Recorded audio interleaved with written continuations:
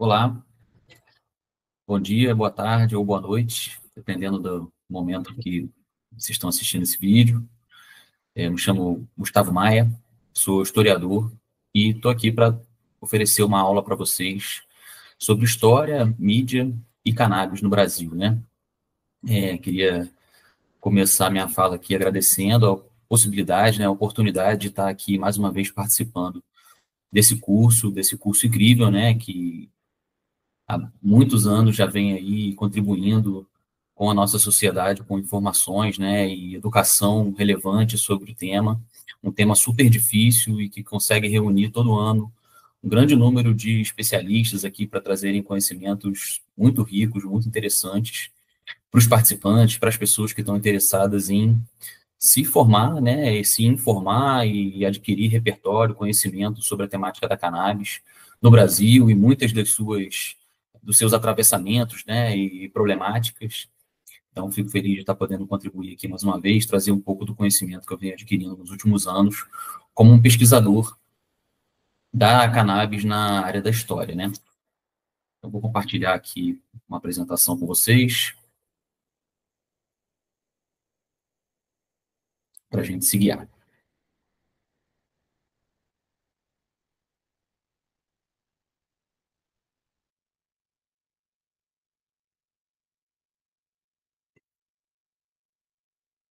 Bom, o nome da aula é esse, né? História, Cannabis e Imprensa no Brasil.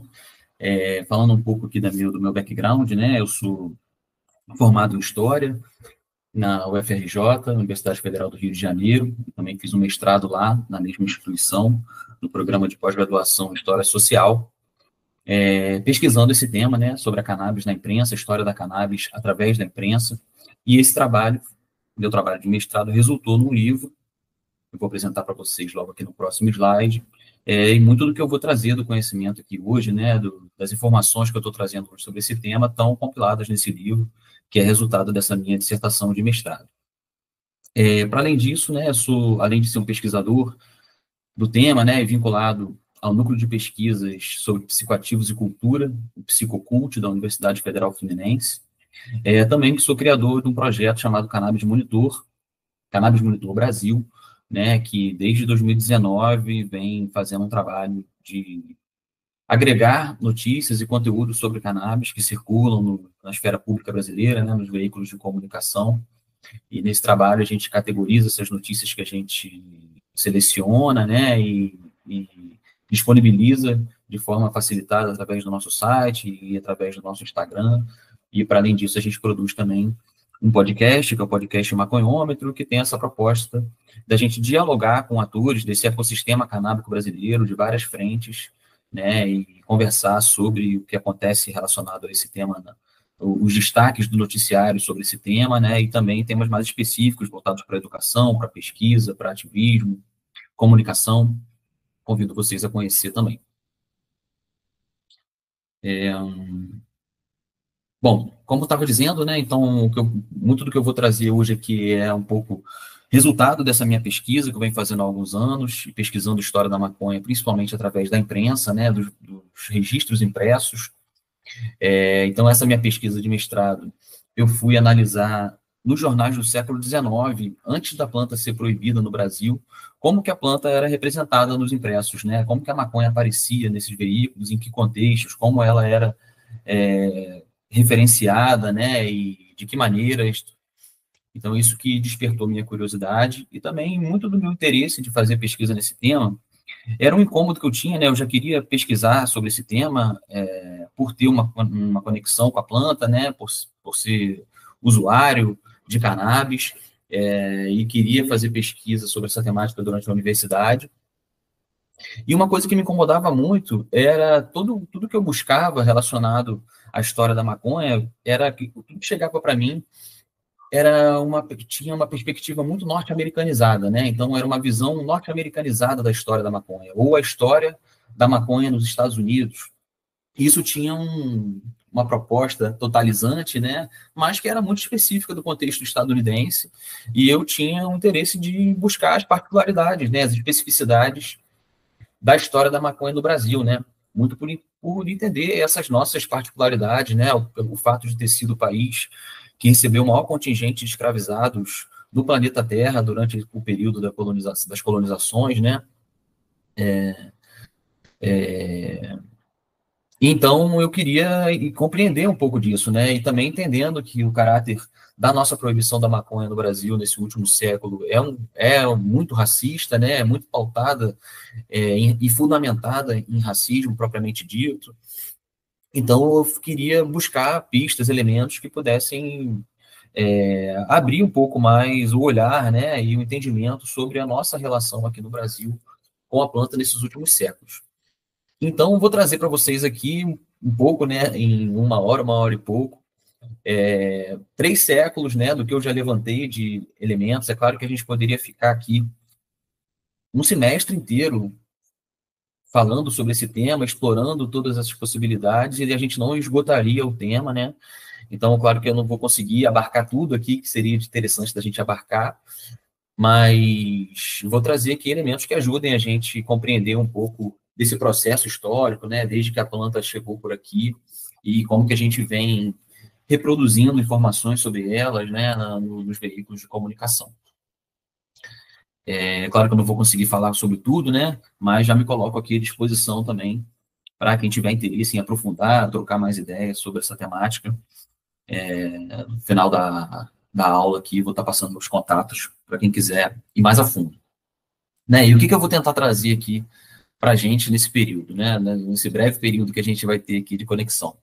Vou tentar trazer um breve histórico da cannabis e dos seus usos pela humanidade, né? Um pouco de como que ela se dispersou pelo mundo, né? Como que ela chega aqui no Brasil, quais são as vias de introdução da planta aqui e quais os contextos que isso estava inserido, né? Como que essas plantas, como que a planta, né, a cannabis, foi representada aqui no Brasil nesses jornais do século XIX, antes da gente ter a proibição aqui, né? Como é que ela aparecia no jornal?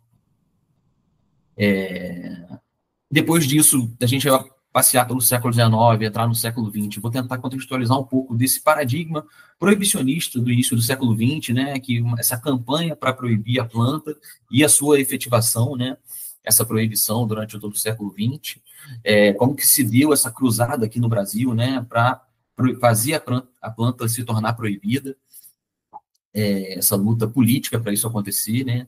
E como que isso foi se desenvolvendo nesses primeiros anos de proibição, se institucionalizando essa política proibitiva da planta por aqui, e como que a mídia representou durante esse século XX a planta, né? Num lugar já criminalizado, estigmatizado, proibido, um discurso único que perdurou durante décadas aí, né? E que perdura até hoje, ainda é o discurso hegemônico em torno da planta, né?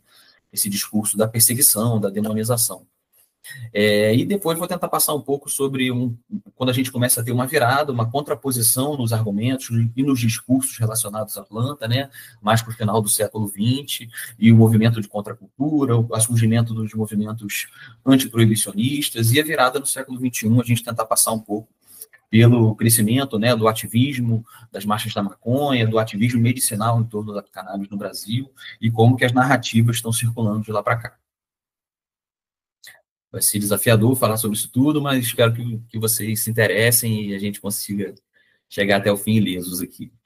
Bom, então começando com esse breve histórico da maconha e dos seus usos, né, pela humanidade, a gente tem registros históricos que indicam que os seres humanos interagem com a cannabis há mais de 10 mil anos, né? Desde o período neolítico, desde a Idade da Pedra, desde quando o ser humano começou a desenvolver a agricultura, né, e a domesticar animais e plantas para viver em sociedade, que os seres humanos interagem com a planta da cannabis, né? E a gente vai ter registros aí na China antiga, ela é oriunda, se sabe até hoje, né, que ela é oriunda da região da Ásia Central, e ela vai se dispersar a partir dali para outras regiões do planeta, né? Com o passar dos séculos, a gente vai ter registros de uso na China, na Índia, e depois no Oriente Médio. A partir do ano 1000 antes de Cristo até 1800 depois de Cristo, ela vai passear pelo planeta, né? E primeiro ela chega na Europa e ela vai se difundir muito na Europa a partir primeiro não, né? Só contextualizando, né, que nesse processo de dispersão dela pelo mundo, na Europa ela vai ser muito utilizada e vai ser difundida para um uso que a gente chama de uso industrial, né? O uso das fibras da planta para a produção de tecidos, de lonas, de cordas, de velas e panos, que são oriundos dessa fibra, que era uma fibra muito resistente, muito tenaz, com muita tenacidade, com muita durabilidade. Então, desde a antiguidade, que os seres humanos identificaram essa característica na planta, né, e faziam uso dessas fibras dela para muitas finalidades, né? Já na região do Oriente Médio, do Oriente, a gente vai encontrar usos da planta, registros de uso da planta, já para uma finalidade mais terapêutica e mais entorpecente, do consumo da planta, né, através de alimentos, principalmente, do infusionamento de preparados da planta em alimentos e bebidas, né, e do fumo da resina da planta, propriamente dita, do haxixe. Né, e na África a gente vai ter registros também desse uso para todas essas finalidades também, né, tanto para o uso das suas fibras, quanto para o uso terapêutico e medicinal, tanto também com o uso entorpecente, né, o uso em busca de prazer, de entorpecimento com a planta, e através, na África, dos seus usos das suas flores e folhas secas, né, através do fumo. Né? E muitos foram as nomenclaturas utilizadas por todas essas civilizações que interagiram com a planta nesse período. Né? E como é que ela chega no Brasil? Né? Dando um salto aqui para a gente entender. A planta, como eu falei, né, ela é nativa da região da Ásia Central, então ela não é nativa do Brasil, ela foi trazida para cá, e ela vai chegar aqui depois do período que os portugueses chegam aqui e começam a ocupar e colonizar esse território, né? Então, os nativos brasileiros daqui não tinham contato com a planta até a chegada dos portugueses e dos africanos trazidos, sequestrados para cá pelos portugueses, né? No período da escravização.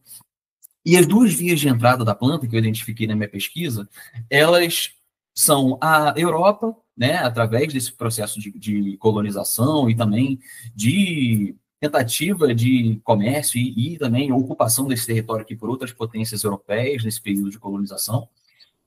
E também uma outra via de entrada foi a via de entrada pela África, que eu compreendo que é muito mais uma via de entrada de uma relação cultural com a planta e uma relação social com a planta e práticas sociais de se relacionar com a planta do que, propriamente dito, eles terem trazido a planta consigo de fato, né?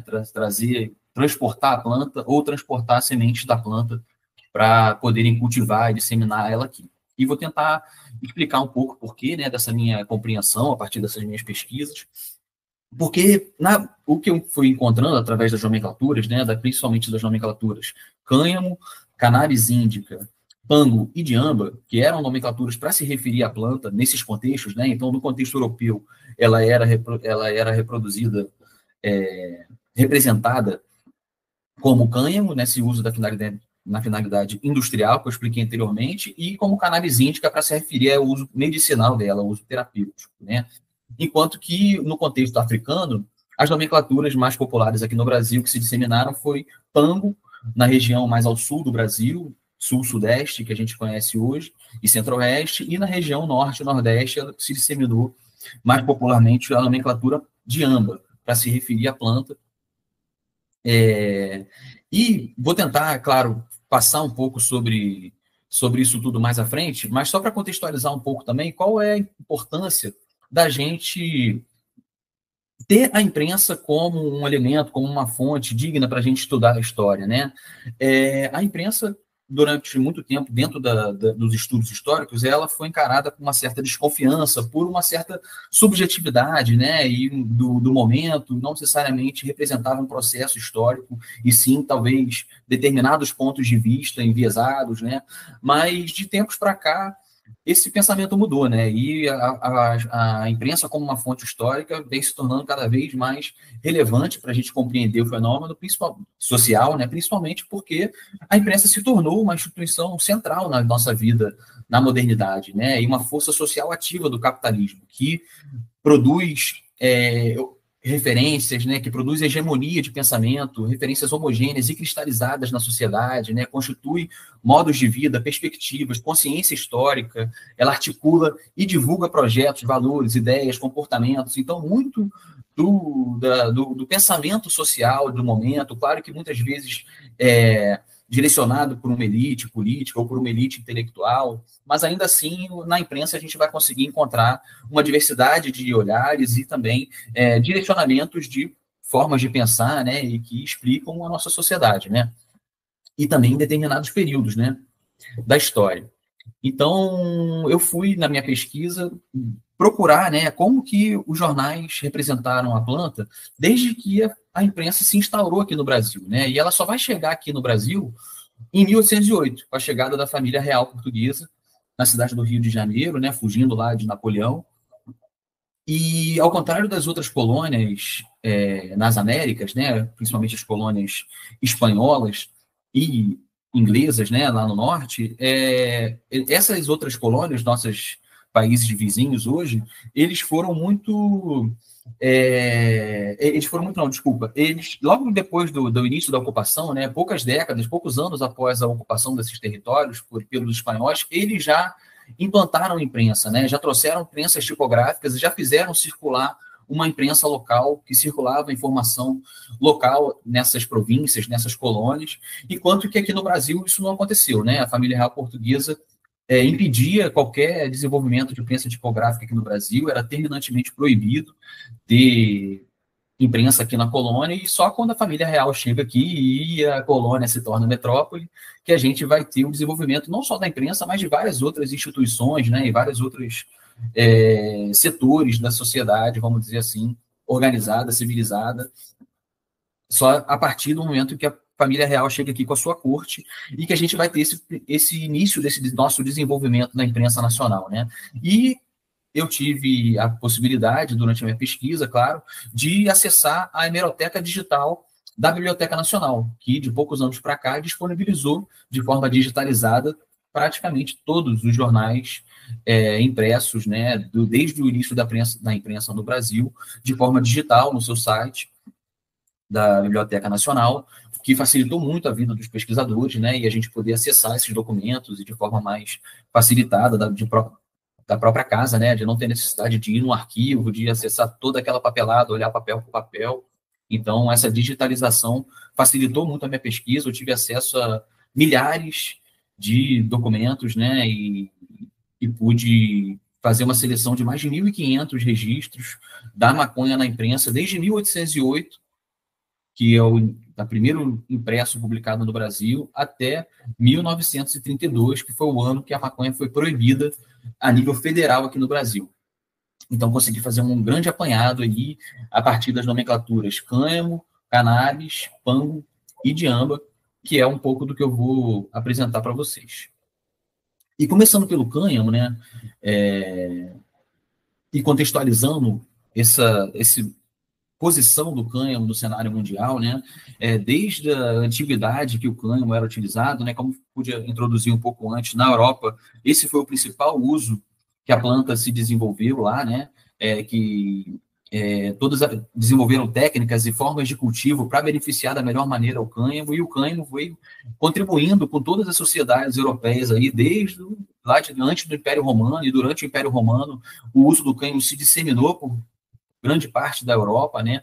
E a gente vai ter, então, nesse momento em que os portugueses chegam aqui no Brasil, né, nesse momento das conquistas ultramarinas, né, que esses países europeus estão se lançando nessas conquistas imperialistas de territórios e constituindo colônias em outras regiões do globo, nesse período de grandes navegações, né, que a gente conhece como grandes navegações, o cânhamo era já, nesse momento, uma matéria-prima extremamente importante e estratégica dentro desse contexto, né? Porque ela fornecia justamente as cordas dessas embarcações, as velas dessas embarcações, os sacos das mercadorias que eram transportadas nessas embarcações, as roupas desses marinheiros que tripulavam, né, e estavam presentes nessas aventuras em alto mar.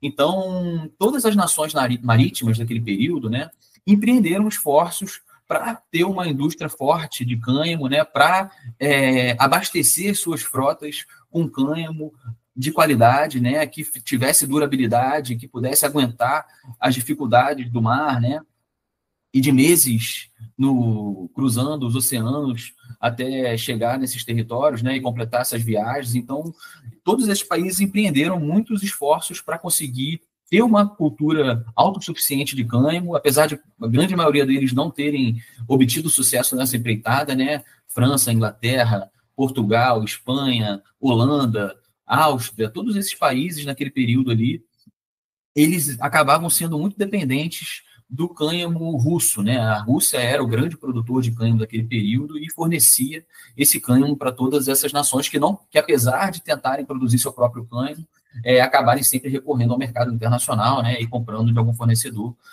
para conseguir atender toda a sua demanda, né? E os registros que eu vou encontrar do cânhamo, né, dentro desse contexto, que aparecem nos jornais é esse, né? O cânhamo aparecendo como essa mercadoria estratégica e sendo lançado lá, aparecendo lá nos balancetes das empresas marítimas, dos registros de carga, né? Dessa mercadoria entrando e saindo dos portos. E as referências que aparecem, as representações que aparecem do cânhamo são, na grande maioria das vezes, representações positivas. São representações colocando o cânhamo como uma fibra como uma planta que fornecia uma fibra, né, de qualidade superior às outras fibras vegetais disponíveis no mercado, né, como uma fibra que, como falei, né, era durável, era forte, era tenaz, tinha resistência, né, para ser usado principalmente na indústria naval, e ela foi encontrei vários registros dela sendo alvo de debates na esfera de poder político, né, na Câmara dos Deputados do Império do Brasil, por exemplo,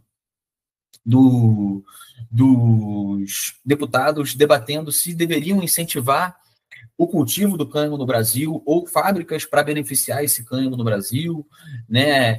Então, você pude encontrar não só iniciativas do próprio governo do Império Português e depois do Império Brasileiro, né, de cultivar a planta aqui, mas também de ensinar os agricultores a cultivarem a planta, de distribuir guias de cultivo, de distribuir sementes de cânhamo, incentivando os agricultores a produzirem cânhamo, né, porque era uma demanda da própria Marinha do Brasil. Pude encontrar diversos anúncios nos jornais da Marinha pedindo cânhamo, né, quem tivesse cânhamo para vender, para levar lá na Marinha, que a Marinha queria comprar, por exemplo, né. E um dado interessante também que ilustra esse caráter positivo, né, e essa qualidade do cânhamo, e essa representação positiva que se tinha, né, esse olhar positivo que se tinha para a planta nesse seu uso industrial, era o fato de eu ter encontrado registros que mostram que o cânhamo foi a fibra utilizada na produção do primeiro cabo telegráfico submarino que cruzou o continente europeu até o continente americano e conectou, né, através do telégrafo elétrico, os dois continentes, né, e um acontecimento que revolucionou a história da comunicação no mundo, né? E assim como o cânhamo teve uma importância crucial no período das grandes navegações, né? Por permitir que essas embarcações tivessem força, velas e cordas suficientemente boas para conseguirem alcançar os objetivos de cruzar os mares, né? A planta também foi revolucionária no período nessa revolução da comunicação que teve no mundo com o empreendimento do telégrafo, né, que reduziu a comunicação entre os dois continentes de meses de travessia pelo mar para segundos, né, através do telégrafo elétrico. E o cânhamo estava presente nesse período também, né? E por que foi escolhido o cânhamo como a fibra para compor um dos elementos que eu compor a produção desse cabo, né? Porque ela era a melhor fibra existente naquele período, né? O que já mais uma vez ilustra esse caráter positivo, essa representação positiva que a gente tinha do cânhamo, né? E essas ilustrações aqui, né, aqui na parte de baixo um desses anúncios da Marinha do Brasil, né, pedindo para quem tivesse cânhamo para vender, para disponibilizar para a Marinha. E esse daqui de cima é uma representação um questionamento que é feito no Jornal do Rio de Janeiro de 1837, que está questionando a atuação da Marinha austríaca, e ele está colocando assim, poxa, mas eles não têm cânhamo lá, que são para dar músculos e asas para suas embarcações, né? Então, assim, o cânhamo estava nesse lugar de ser os músculos e as asas dos barcos, né?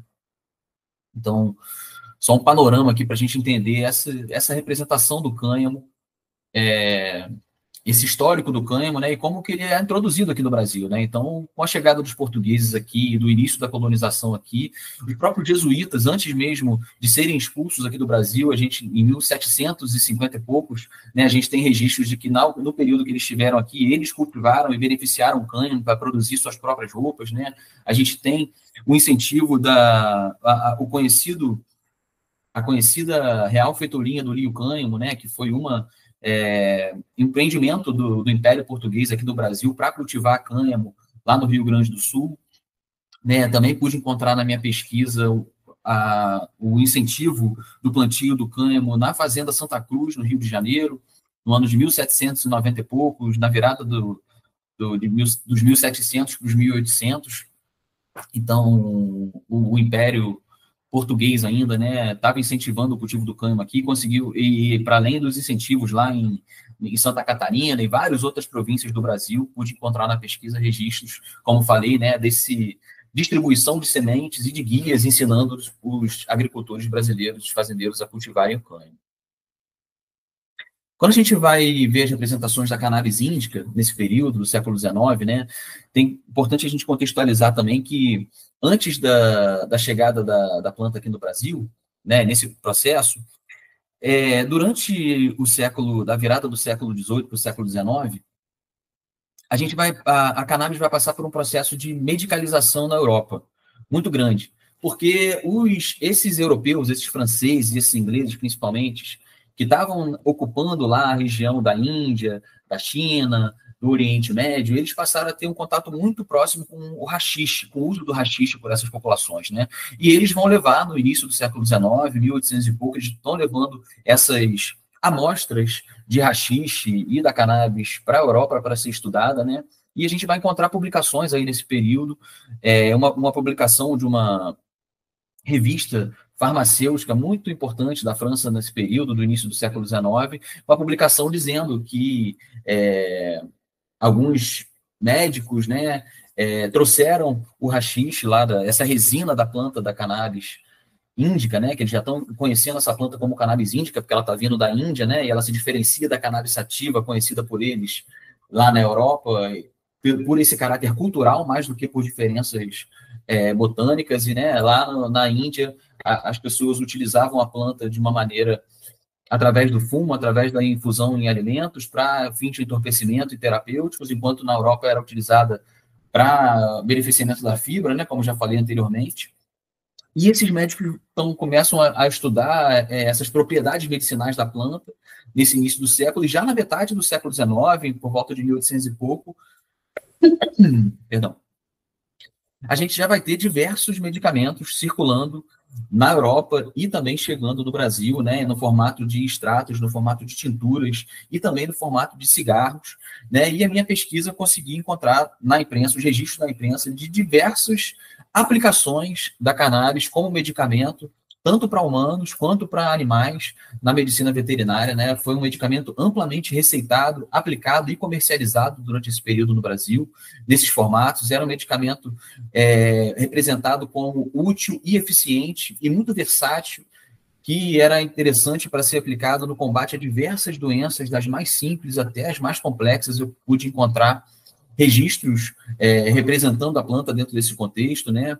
Pude encontrar registros de médicos homeopatas fazendo uma defesa do uso da cannabis como uma alternativa terapêutica interessante para diversos casos, certa desconfiança de médicos alopatas, que não se diferencia muito do momento que a gente vive até hoje, né?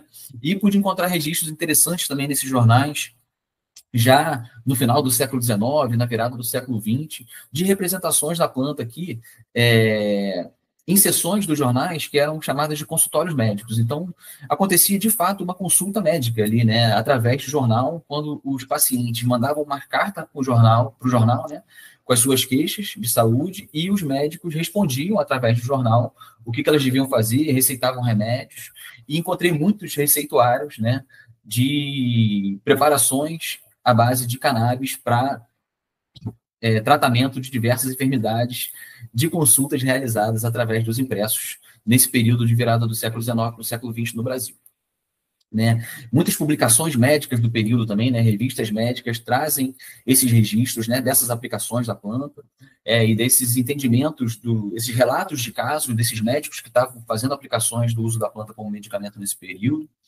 E, para além disso, encontrei milhares de anúncios, principalmente dos cigarros índios ou dos cigarros indianos da farmacêutica Grimaud, né, que era um cigarro que foi amplamente disseminado no Brasil nesse período e comercializado nas farmácias e divulgado nos jornais, que era para combate de doenças pulmonares, né, asma, opressão, insônia, catarro, que eram os cigarros índios da Grimaud, muito conhecidos. Imagino que muitos de vocês que já têm alguma inserção dentro do tema já devem ter ouvido falar deles, né? E para além deles, pude encontrar outros cigarros também, né, concorrentes, né? Não só os cigarros índios da Grimaud, mas pude encontrar os cigarros Barral também, que também tinham cannabis na sua composição, sendo publicizados, né, nos impressos desse período.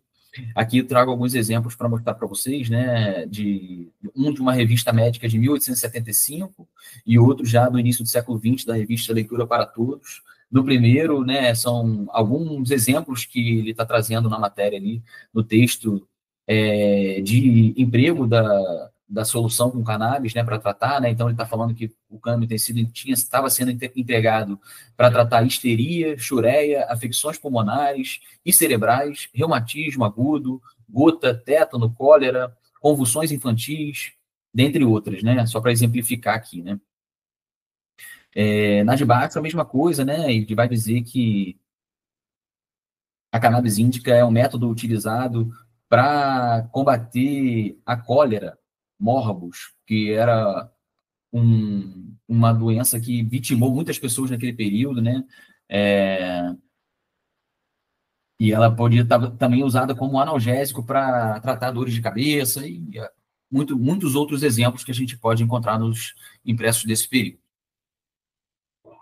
Já no contexto africano, né? Então, assim, só para fechar aqui, né, através dos europeus, a gente vai ter a cannabis sendo introduzida aqui no Brasil pela forma de cânhamo e pela forma medicalizada, né, das tinturas, dos extratos, dos cigarros da cannabis índica, né, dos preparados à base de cannabis índica para tratamento de várias enfermidades. Então, essa cannabis europeia, vamos dizer assim, ela chegava aqui com a chancela desse saber europeu, né, com uma legitimidade desse saber europeu, que beneficiava a planta para produzir a fibra, que beneficiava a erva para produzir os medicamentos, né? Então, muitas das vezes a gente vai encontrar, na grande maioria das vezes, a gente vai encontrar representações positivas da planta, né? Seja para seu uso como medicamento, seja para o seu uso industrial, a partir dessa legitimação europeia, né? Desse saber europeizado. Enquanto que do outro lado da história, né?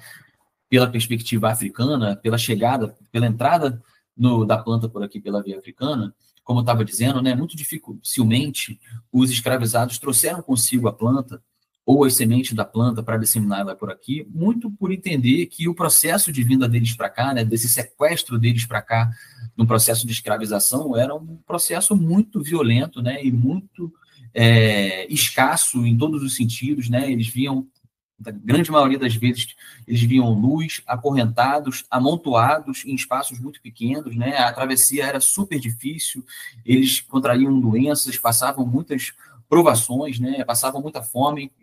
As estatísticas que tem, né, desse período do tráfico negreiro é de que 1/3 dessa mercadoria, né? Esses seres humanos, essas pessoas eram consideradas mercadorias, era que 1/3 dessas pessoas morriam na travessia, né? Não chegavam ao destino final. Então, eles viam em condições muito difíceis de preservar qualquer coisa com eles, né? Entende-se também que, muito provavelmente, se eles pudessem ter a oportunidade de trazer um punhado de sementes com eles, provavelmente teriam comido essas sementes, né? Entendendo que a semente da cannabis é um superalimento também, né? Então, nessas condições, apesar da gente não poder comprovar isso, né? Da gente não ter fontes históricas que comprovem que os escravizados trouxeram consigo a planta para disseminá-la aqui, a gente consegue comprovar que eles trouxeram conhecimento sobre a planta, né? Eles trouxeram séculos de interação com a planta, né? Para uso industrial, para uso medicinal, para uso entorpecente. E uma vez que encontraram a planta aqui, passaram a se relacionar com ela da forma que conheciam, passaram a plantar e cultivar para tirar o proveito que eles conheciam, né? Não necessariamente através do cânhamo. Mesmo os portugueses disseminando o cânhamo, a semente da cannabis aqui para para o seu uso como cânhamo, né, uma vez que os escravizados tiveram contato com essa planta aqui, acredita-se que eles passaram a utilizar da forma que do seu interesse, né, e é diferente quando você cultiva a planta para você tirar o melhor benefício dela das suas flores e quando você cultiva para tirar o melhor beneficiamento dela das suas fibras, né. Então é mais ou menos essa a minha teoria, né, de que eles não necessariamente trouxeram a planta consigo, mas eles encontraram a planta aqui e passaram a se relacionar com ela da maneira que eles conheciam, né, e muitos dos registros que a gente vai encontrar nos jornais desse período, seja do pango, seja da diamba, que é a mesma planta, né, é sempre relacionado à população africana escravizada, os negros do Brasil, né, então está sempre dentro desse contexto da escravização, utilizado pela população negra, seja como medicamento, seja como entorpecente, né, e desde muito cedo, desde a década de 30, né, a gente vai começar a ver a planta como um alvo de repressão nas províncias, né, então tem o acontecimento que é famoso dentro da história da maconha no Brasil, né, que é a proibição da planta, proibição do pito do pango pela Câmara Municipal do Rio de Janeiro no ano de 1830, é uma das primeiras, um dos primeiros registros de proibição da planta no mundo, né, que temos esse pioneirismo aqui, né, no Brasil, no Rio de Janeiro, né, infelizmente, e desde cedo também, desde essa primeira proibição, um caráter racista, né, um caráter de controle social da população negra, e a gente vai ver isso representado nos códigos de postura que proibiram a planta, né? Tanto em 1830 e depois em outras cidades que vão reproduzir em seus códigos de postura essa proibição também. E eu pude encontrar muitos registros desses na província do Maranhão e no Pará, muito mais do que nas províncias do Sul, mas pude encontrar também essas proibições da planta em cidades como São Paulo, Campinas, Santos, Paraty, São João del Rei, Valença, regiões que tinham muito contingente de escravizados nesse período aqui, na região do Vale do Paraíba, na divisa entre Rio e São Paulo, né? E que tinham portos importantes que recebiam esses escravizados, que escoavam a produção, né, das fazendas escravistas da região. A mesma coisa lá no norte, né, no Maranhão, no Pará. Pude encontrar diversas municipalidades que promoveram a proibição da diamba, o seu cultivo, o seu comércio, o seu consumo, né? E aqui trazendo um pouco alguns registros para exemplificar, né, como que o pango e a diamba apareciam nos jornais nesse período. Esse primeiro registro aqui de cima é um anúncio num jornal do Rio de Janeiro do ano de 1828. Portanto, então, antes da primeira proibição do pito do pango, que foi em 1830, né, que era um anúncio de um comerciante dizendo que quem quisesse comprar uma porção de pango de Angola, ele podia vender a preço cômodo, era só se dirigir ao estabelecimento dele, né? Muitos outros registros que eu encontrei também foram registros dos anúncios de escravizados fugidos, que era uma seção muito comum dos impressos desse período, né? E pude encontrar vários registros de anúncios de escravizados fugidos, né? Que ofereciam-se recompensa para quem pudesse recuperar esses fugitivos. E esses anúncios de escravizados fugidos, eles sempre eram cheios de referências dessa pessoa, né? Então, eles tinham que exemplificar lá, dizendo que a pessoa era alta, ou era baixa, ou era gorda, ou era magro, ou tinha uma cicatriz na testa, ou tinha um machucado no dedo, ou tinha o nariz largo. Então, eles especificavam as características dessa pessoa para ajudar na sua identificação, na sua captura, né? E um dos elementos que eu encontrei diversas vezes era o fato de dizer que a pessoa, né, era um grande fumador de pango, era um habitual fumador de pango ou de diamba, que carregava consigo a sua cabaça para fumar diamba, que era um instrumento, né, o cachimbo de água, cachimbo d'água que era utilizado nesse período para consumir a planta.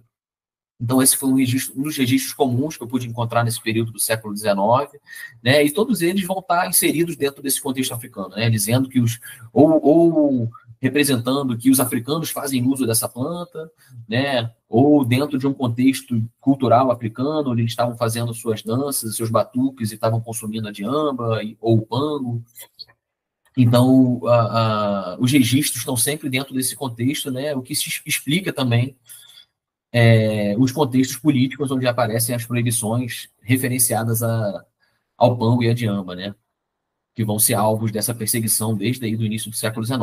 E ainda assim, mesmo que muitas das representações já se fossem negativas nesse período, né, da planta sendo reproduzida como, representada como um veneno, como uma coisa ruim. Também pude encontrar representações positivas, assim como encontrei da cannabis índica, né, e do cânhamo, também encontrei representações positivas do pango e da diamba quando colocadas no contexto de entorpecimento, de que elas geravam um entorpecimento prazeroso, de que era gostoso se entorpecer com a diamba e com o pango, né? Mas já pude encontrar, desde o século XIX, essas representações negativas, né? E sempre vinculadas ao contexto africano, ao contexto da negritude, que fazia uso cultural, que fazia uso social da planta, né? Aqui alguns outros exemplos relacionados à diamba, né? Um deles já que eu pude encontrar lá no Maranhão, né? Onde eu consegui compreender de que lá no Maranhão, onde começou a ser construída uma mentalidade proibicionista no Brasil, né? Uma campanha proibicionista das elites locais, da imprensa local, dos poderes locais de se movimentarem de alguma forma para fazer valer as proibições da diamba naquela localidade, né? Eles queriam impedir que o consumo se alastrasse, porque eles identificaram já naquele período, ainda no século XIX, a disseminação do consumo da planta como um problema social, né? Que estava inserido dentro da cultura dos escravizados, que eles queriam controlar, que eles não queriam permitir que se disseminasse, né? Então, aqui, um exemplo desses é assim, uma cobrança das autoridades, né? Ó, apesar dos artigos que proíbem a diamba na nossa municipalidade, ela é francamente negociada e circula e é consumida facilmente por muitos moradores lá do bairro. Quem que a gente vai pedir providências, né? Então, a gente já consegue encontrar na imprensa uma insatisfação de uma elite local, né? De uma elite local não consumidora, né? De quem são? Não são os escravizados que fazem uso dessa planta, e pedir que alguma coisa, alguma providência tem que ser tomada. Né? Um outro registro aqui do lado é da tentativa de introdução da planta na cadeia. Então, assim, lá ainda no século XIX, a gente já tinha esse movimento de tentar introduzir a planta clandestinamente na cadeia para consumo dos prisioneiros, né? Que é algo muito comum hoje aqui no Brasil e de sempre, né? Na verdade, assim, como é que se espera que a gente possa proibir e de forma efetiva impedir que as pessoas comercializem, consumam maconha no Brasil, né? Se a gente não consegue impedir que isso aconteça nem dentro de uma penitenciária, né? Nem dentro das cadeias do Brasil, né? É mais do que sabido para qualquer pessoa que já teve algum contato com prisões do Brasil que a maconha é legalizada dentro dos presídios, né? Tem que ter maconha no presídio, se não tiver, o bicho pega, né? E já lá no século XIX a gente pode encontrar registros nos jornais mencionando, né, essa prática. Né? E a gente vai poder encontrar já também essas representações negativas, fazendo associação do uso da planta com a loucura, com o cometimento de crimes, com a perda da noção, né? Essas representações negativas que a gente vai ver amplamente sendo reproduzidas no século XX, né? Elas já estavam presentes, circulando no século XIX, nesse início de uma construção de uma mentalidade proibicionista, né? Que estava muito direcionada a proibir a existência, né, a cultura, a sociabilidade dos escravizados no Brasil.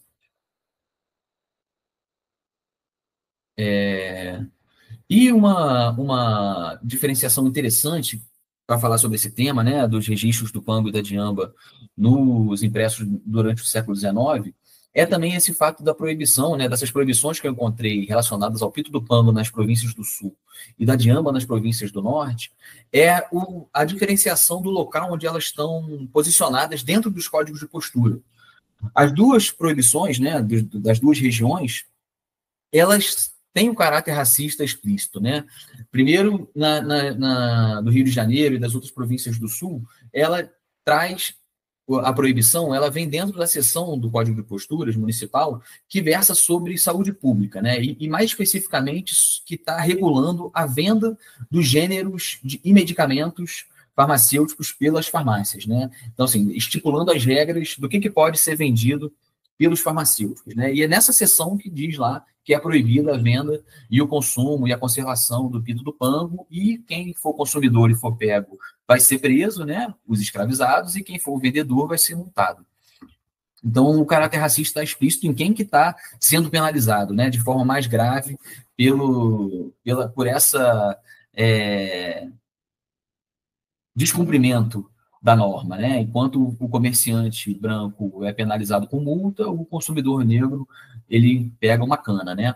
Enquanto que lá nas províncias do norte, o caráter racista da medida, proibitiva do uso da diamba, ela é muito mais explícita, né? O caráter racista é muito mais explícito, porque essa proibição ela está inserida dentro da seção do Código de Postura que versa sobre a garantia da segurança, da tranquilidade e do sossego dos habitantes, né? Dos cidadãos de bem daquela localidade, né? Então, o parágrafo lá, o artigo que proíbe o fumo da diamba é o mesmo artigo que proíbe que qualquer pessoa, que qualquer casa pública consinta em reunir mais de 3 escravizados que estejam em ociosidade, entretidos em jogos, danças ou fumando diamba, né? Então, ou seja, qualquer estabelecimento que permitisse a reunião de escravizados para dançar, cantar, curtir e fumar uma diamba era alvo de repressão e era proibido. Então, a proibição do fumo da diamba estava inserido dentro de outros contextos de controle dessa população também, né? Então, esse caráter está muito mais explícito de perseguição e de controle dos escravizados daquela localidade, e a diamba era um elemento dessa cultura, né? Então, as suas danças, os seus jogos e a sua erva estão sendo controladas aqui, e os escravizados sempre vistos naquele período como uma ameaça, né? Como um perigo que tinha que ser controlado, e muitas das vezes não só com normas legais, né? Mas com a violência explícita, né? Então, aqui para a gente falar um pouco dessa, que eu até adiantei um pouco antes, né, que é o fato de representações relacionadas ao cânhamo e a cannabis índica, por estarem chancelados por esse saber europeu, né, por essa legitimação do saber europeu, elas foram representadas amplamente de forma positiva nos jornais brasileiros no início do século, né? Então, o cânhamo era essa fibra valiosa e poderosa e versátil, importante, enquanto que os medicamentos à base de cannabis também eram super úteis e super versáteis e muito aplicáveis para muitas possibilidades terapêuticas, né? Então, esse saber chancelou e legitimou e proporcionou representações positivas da planta durante esse período, enquanto que o pango e a diamba, né, por estarem inseridos dentro do contexto de escravização, né, e de desumanização dos afro-brasileiros e dos africanos trazidos para o Brasil, né, ela por estarem inseridas dentro como um elemento cultural dos africanos aqui, ele foi representado negativamente, né, foi perseguido já desde o início do século XIX, foi marginalizado, e apesar de eu ter podido encontrar representações positivas, né, desse uso entorpecente da planta que era feito pelos negros como algo prazeroso e gostoso, a maioria das representações também vai estar nesse contexto de descredibilização, de estigmatização, já ainda no século XIX no Brasil. E aí, nessa virada do século, né, indo agora para um outro caminho aqui, para a gente compreender esse contexto histórico, né? É nesse período da virada do século XIX para o século XX que a gente vai começar a movimentar uma mudança de paradigma, né, nessa política mundial de drogas, onde a gente vai ter o paradigma proibicionista, né, onde a gente vai começar a ter medidas políticas para proibir a planta em diversos países do mundo, né? E isso vai ser alvo de conferências internacionais, né, que vão ser realizadas nesse início de século, muitas delas capitaneadas pelos Estados Unidos, né, e uma política organizada, incentivada pelos Estados Unidos para efetivar a proibição de certas substâncias de maneira internacional, né? E muitas das drogas, né, das substâncias que estavam sendo perseguidas nesse período, não eram, a maconha não estava entre elas, né? Então, a grande maioria das drogas que estavam sofrendo essa perseguição eram o ópio, né, a morfina, a cocaína, o éter, e de alguma maneira a cannabis vai entrar nesse bolo aí, muito por uma participação brasileira também, né? A participação brasileira foi decisiva numa dessas convenções internacionais que inseriu a cannabis, né, o cânhamo indiano, como uma das substâncias que deviam se tornar alvo de controle e que direcionou uma diretriz global para os países aprovarem legislações proibindo a nível federal o comércio, o consumo, o cultivo da planta nesses lugares, né? E como que isso vai se dar no Brasil, né? Como eu falei, né, essa mentalidade proibicionista, ela já estava aflorada, principalmente no Maranhão e no Pará, nesse final do século XIX no Brasil, né? Já pude identificar ali uma elite política interessada em fazer valer a proibição da planta naquela localidade. E nesse início do século XX, a gente vai ter no Brasil a publicação dos primeiros trabalhos científicos, acadêmicos, sobre a planta, né? Até então, a gente pôde encontrar algumas menções da cannabis em outros trabalhos que versavam sobre outros assuntos, mas a gente vai ter os primeiros trabalhos publicados aqui a partir da década de 10, né? E o trabalho considerado pioneiro, o trabalho acadêmico pioneiro, considerado pioneiro no Brasil, é o do médico e político sergipano José Rodrigues da Costa Dória, mais conhecido como Rodrigues Dória, que foi um médico e político importante desse período. Ele foi presidente da província de Sergipe naquele período, foi professor da Faculdade de Medicina da Bahia, foi um cara super influente, e ele publicou um artigo, né, que foi apresentado num congresso nos Estados Unidos em 1915, que era o chamado Fumadores de Maconha, Males e Efeitos do Vício.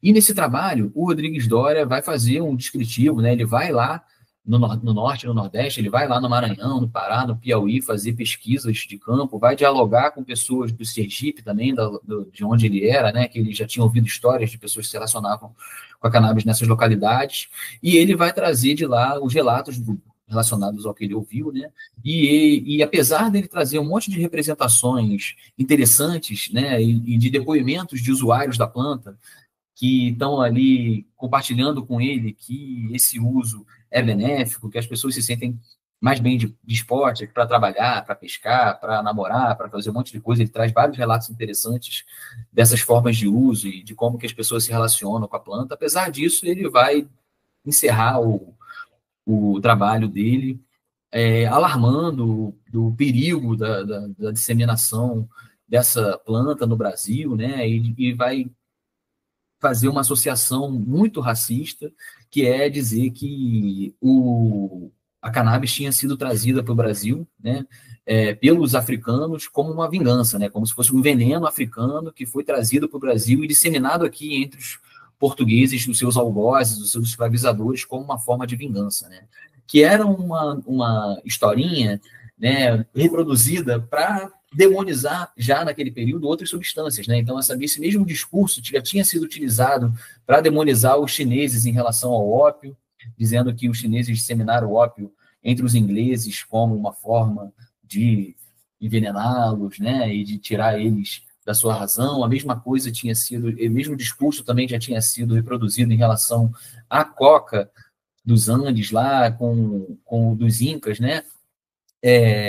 Como uma forma de vingança dos seus colonizadores espanhóis, e o Rodrigues Dória abrasileirou essa história em relação à maconha, né, dizendo que os escravizados tinham disseminado a maconha aqui para se vingar dos portugueses escravizadores, né? Então ele traz nesse texto dele, que tem esse caráter muito forte, racista, eugênico, né, da eugenia, dessa pseudociência que se desenvolveu no século XIX na Europa e que chegou com muita força nesse início do século no Brasil, que era essa mentalidade do melhoramento da raça, né, do darwinismo social, de que a necessidade da gente embranquecer a população brasileira era preta demais, né, era escravizada demais, era incivilizada, era bárbara, era atrasada, e o Brasil que estava caminhando em direção ao progresso, né, a ordem ao progresso, esse novo Brasil que tinha terminado o regime da escravidão e que agora era uma república, esse novo Brasil ele precisava caminhar em direção ao progresso, e caminhar em direção ao progresso era se embranquecer, era se europeizar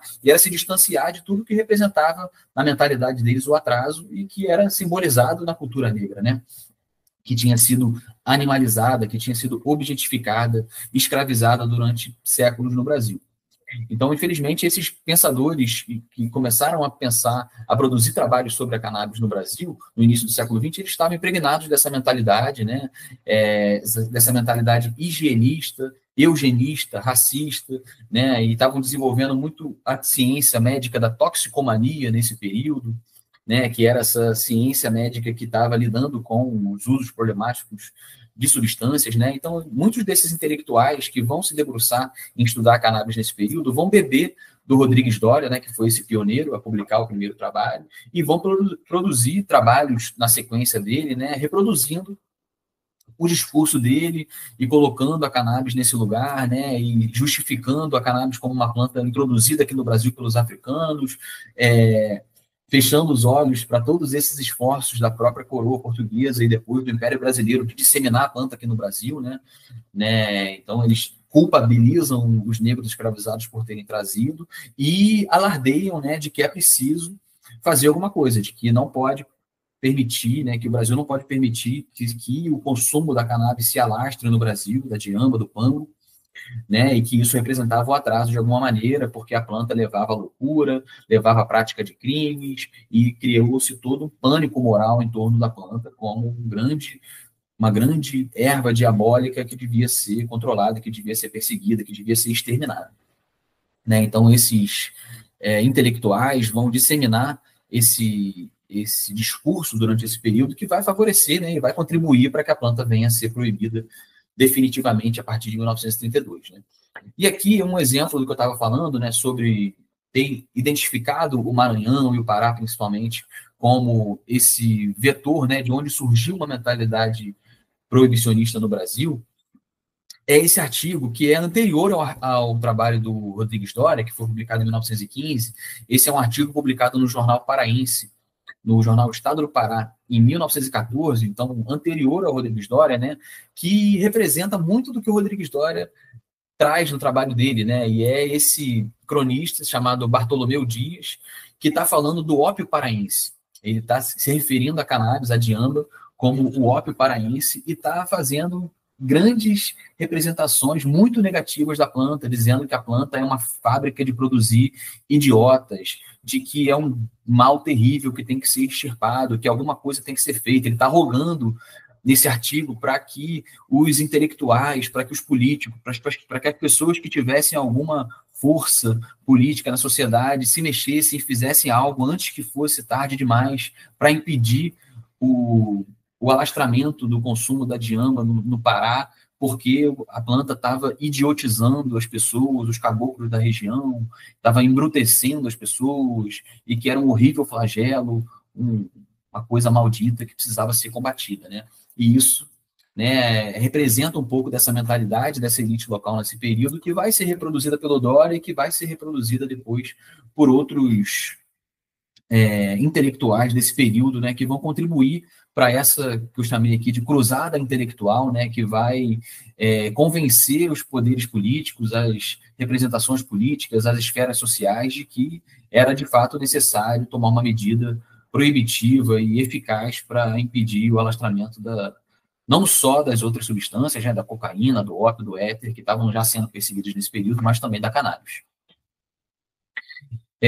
Então, o que esses caras vão trazer, né? Esses intelectuais desse período, representando aqui um pouco mais, né? O Doria e depois o Francisco Iglesias, que estão fazendo trabalho mais ou menos no mesmo período aí, né? Um publica o seu em 1915, depois o outro em 1918. Eles vão estar dizendo aí que o vício se encontra principalmente nos interiores do Norte e do Nordeste, né? Dos sertões, principalmente, entre os caboclos, os negros, as camadas mais baixas e incivilizadas da sociedade, e que, por seu uso problemático, podia levar a consequências criminosas, né, levar à loucura, a suicídio, né, e esse discurso que eu falei já para vocês, né, da planta sendo disseminada aqui como uma vingança dos escravizados e como um elemento da cultura dos negros, dos índios, dos caboclos e dos mestiços. Todos eles vão reproduzir essas representações nos seus trabalhos, né? E aqui, quando eles viram a página nesse lugar, né, para dizer que essa planta era um mal terrível, né, eles vão estar reproduzindo a planta, dizendo que ela leva ao delírio, à loucura transitória ou mesmo definitiva, né, que as pessoas ficam com uma fisionomia perigosa quando elas estão entorpecidas com a planta, que as pessoas se tornam rixosas e agressivas, cometem crimes e até suicídio, né? O Iglesias vai dizer que a embriaguez de um diambista habitual, ela torna a pessoa um idiota, torna uma pessoa um homem à margem, marginaliza nesse lugar, né? Como se a pessoa ficasse fora das suas capacidades de viver em sociedade, né? Como se ela enlouquecesse e ficasse fora, perdesse a noção da realidade. A pessoa que usa maconha. E aqui trouxe algumas representações para ilustrar, para vocês terem noção do pânico moral que eles constroem em cima da planta e dos seus efeitos, né? Então, o Rodrigues Doria, no seu trabalho, para ele se referir e representar a planta e os seus efeitos, ele vai usar esses termos, né? Fumo traiçoeiro, veneno, vício pernicioso e degenerativo e tirânico, produtor de estragos e graves consequências criminosas, gerador de delírio furioso, de loucura, alucinações, efeitos deletérios, exaltações megalomaníacas, alienações mentais, agitação violenta, embrutecimento, ruína, volúpia perversa e um hábito nefasto, né? Sobre seus usuários, quem são as pessoas que usam? Ele vai se referir. Ele vai dizer que é a raça preta, selvagem e ignorante, os negros, índios, amansados, mestiços, caboclos, camadas mais baixas da sociedade, analfabetos, prostitutas, escravos do hábito, pecadores, desregrados, degenerados, tarados, descuidados. Todos esses são termos que ele se utiliza para referenciar os usuários de cannabis nesse período. O Francisco Iglesias vai pelo mesmo caminho, né? Sobre a planta e seus efeitos. Delírio, flagelo, vício terrível e perigoso, que leva à degradação, à loucura. As pessoas entram em estado de coma, de prostração, de violência extrema, impulsões criminosas, delírios, ideias melancólicas, suicídio, estupidez, dissolução da personalidade moral, perda do brilho, da dignidade, do direito e até da morte, né? Muitos desses intelectuais desse período vão colocar a planta como uma substância mortal e muito perigosa, né? Coisa que nunca se comprovou na história da humanidade, né? Não existe um registro na história da humanidade de alguém que tenha morrido por uso de maconha, por overdose de maconha, né? Por uma dose letal de maconha. Sobre os usuários, né? O Iglesias já vai falar nesse período, que são os pretos africanos, os negros do Congo, escravos, idiotas, furiosos, gente que quer agredir, gente doida, que é incapaz para o trabalho, né? Os desregrados, os miseráveis. Estou repetindo aqui, mas talvez até para chocar um pouco, né? Mas era essa a mentalidade desse período. Bom, e aí, a partir de quando chega em 1932, né, essa cruzada intelectual tem a sua efetividade, consegue, a maconha passa a ser proibida a nível federal no Brasil, né, não só mais aquelas proibições locais, que tinham pouca efetividade na prática, né, apesar de ter tido um esforço dos legisladores de proibirem localmente a planta, os registros todos mostram que essa proibição não se efetivou, e a gente vai ter a proibição federal de 32, que de fato vai se efetivar, né? Que de fato vai fazer um esforço político para criar uma estrutura institucional, política no Brasil, para fazer valer, de fato, essa proibição, né? Então, a maconha é proibida no Brasil em 32 e em 36, ainda no período Vargas, vai ser criada a CNFE, que é a Comissão Nacional de Fiscalização de Entorpecentes, que é essa instituição que vai estar responsável por desenvolver as políticas voltadas à repressão, né, a instituir, de fato, essa política proibicionista, que vai ter as suas ramificações nas comissões estaduais de fiscalização de entorpecente, que vai formar esses profissionais e que vai comandar essas operações, né, para extirpar os cultivos, para prender os comerciantes, para educar sobre essa nova política, e que a proibição, a partir daí, vai se ampliar a partir de 1938, né? E quando chega no período do Estado Novo, né, da ditadura do Estado Novo de Vargas, a gente vai começar a ter, de fato, essa implantação, né, e essa política repressiva, que, inclusive, vai começar a tomar os impressos, né, as páginas policiais dos impressos, né, a gente vai ter o desenvolvimento dessa seção dos jornais que acompanham o cotidiano das cidades e que está acompanhando, né, que são as páginas policiais que estão acompanhando os crimes, as prisões, né, as doideiras que acontecem nas cidades,